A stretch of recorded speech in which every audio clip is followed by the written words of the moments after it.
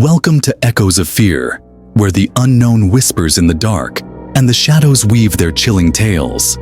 Today, we dare to plunge into a heart-stopping story from the depths of Reddit's no sleep, titled, "We Never Open the Door When There's Only One Knock," penned by the ever-creepy Like I Did. Are you ready to confront the terror that lurks just beyond the threshold? Join us as we unravel this spine-tingling narrative that will linger in your mind long after the last word is spoken. Let us begin our story for today.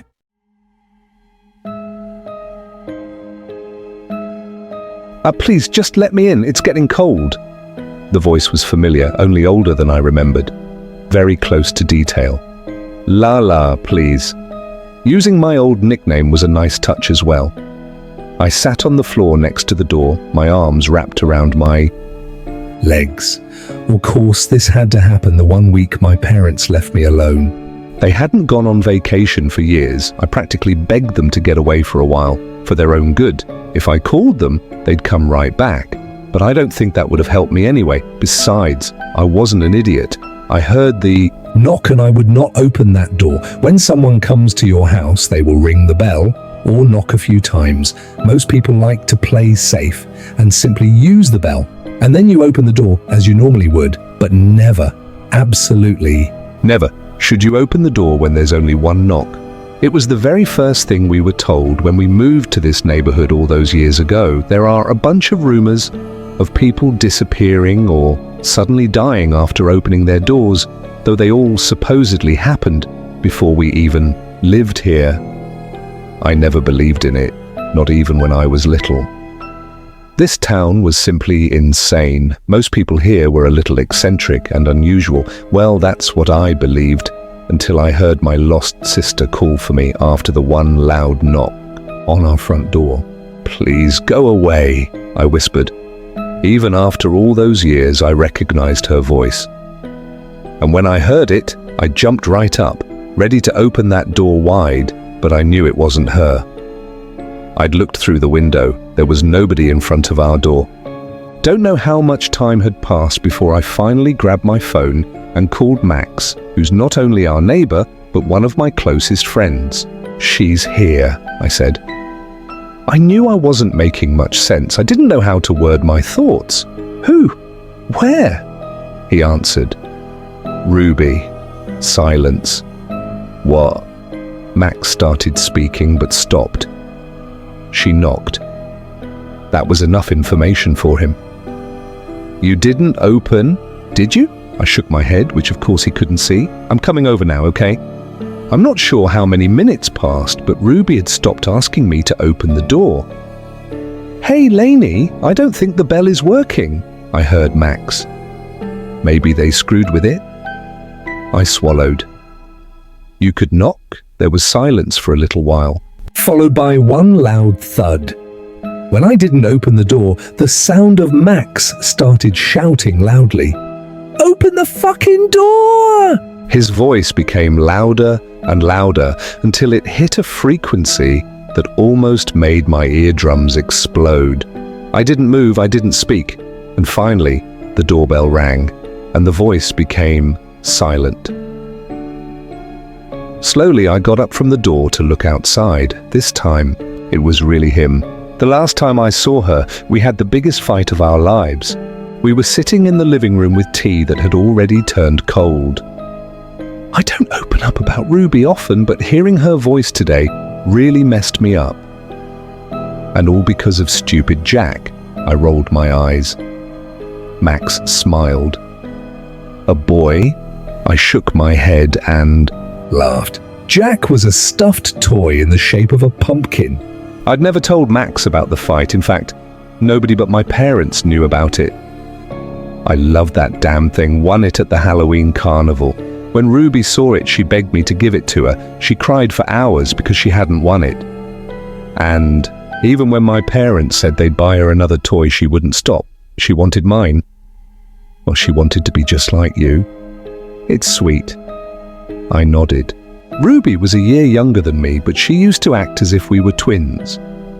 She wore my clothes, played the same sports, and always wanted to hang out with me and my friends.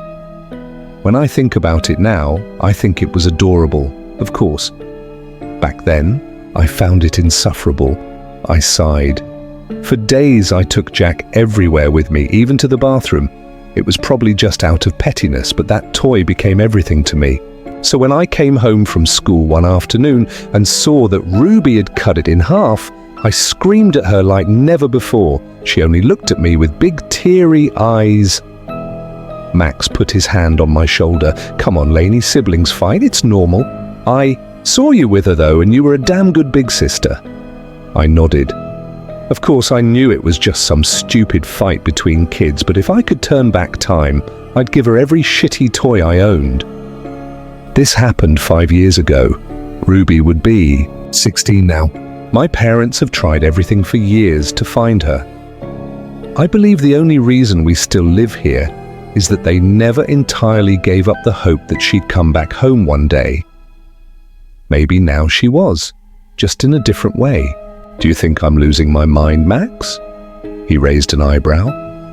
I think you lost that a whole while ago, he joked. No, I'm serious. I mean, it's not possible that I actually heard her earlier. He shrugged. I mean, you did hear a knock. I don't think it was actually her, though. Max and I used to make fun of the superstition. When we were younger, before Ruby disappeared, we once played Ding Dong Ditch. After a few houses, Max decided to knock once at the door of our neighbor, Mrs. Telsky. Someone saw us, though, and Max got the biggest lecture of his life from his grandpa. Like it was a really big deal. My parents weren't happy either, but Max was grounded for 2 months, during which his grandpa told him all sorts of horror stories from this town. I don't think it was her either, but I do think it was mimicking her, or trying to, I said. For what it's worth, I think it was smart that you didn't open the door. Maybe we're all just a little crazy, but better safe than sorry, right? Max offered to stay the night, and I immediately said yes. We got the air mattress and watched movies until I started to hear him snoring. The good thing about Max was I never felt awkward around him. He regularly stayed over since we were little, especially often after Ruby was gone. Having him here really helped against the silence. My mind became easier and my body heavier. Real thoughts started to mix with dreams. I was beginning to fall asleep. And then there was another knock. It came from the front door downstairs, but I heard it loud and clearly. My heart started racing, just like it did this afternoon. Max, did you hear that? I whispered, but he didn't answer. Lala, it's dark. Please come and get me. Ruby's new voice cried from outside. Max, please tell me you hear this. I looked over at him, but he didn't move. Finally, I collected the courage to get up and turn on the lights. The eyes of my friend were wide open, but he didn't speak. He didn't move. I ran over to him and tried to shake him, but his whole body was stiff. Only his eyes moved. Let me in! The voice from downstairs screamed. I didn't know what to do anymore. Max was clearly awake, but it seemed as if something was holding him back. Almost like he was having sleep paralysis, but with his eyes open. They're pulling me away, Lala. Please help me. I don't know what happened then, but I immediately jumped up and ran downstairs. Some kind of instinct kicked in. Maybe it was her.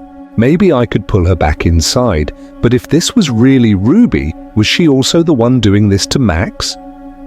My hands touched the cold door handle, moving almost as if I was in a trance. I have Jack. They fixed him, Lala. We don't need to fight anymore. Those words pierced through my body and woke something up inside of me. I stepped away from the door and walked back upstairs, passing my room where Max was still lying still. But I didn't stop. I walked to the next room. Ruby's old bedroom. Everything there looked just the way it did when she was still here. My parents could never change it. Everything was still the same, and Jack was still placed on her bed where I put it 5 years ago after I'd sewn it back together. They almost got me. Thank you for joining us on this haunting journey through echoes of fear. A special nod goes to Like I Did from Reddit. No sleep for crafting such a chilling tale that grips our imagination and sends shivers racing down our spines. If this story left you breathless and yearning for more, remember to like, share, and subscribe for more hair-raising encounters. Do you have your own terrifying story that begs to be told? Share it in the comments below, and who knows, it might just make its way into our next eerie episode. Until next time, stay safe if you dare.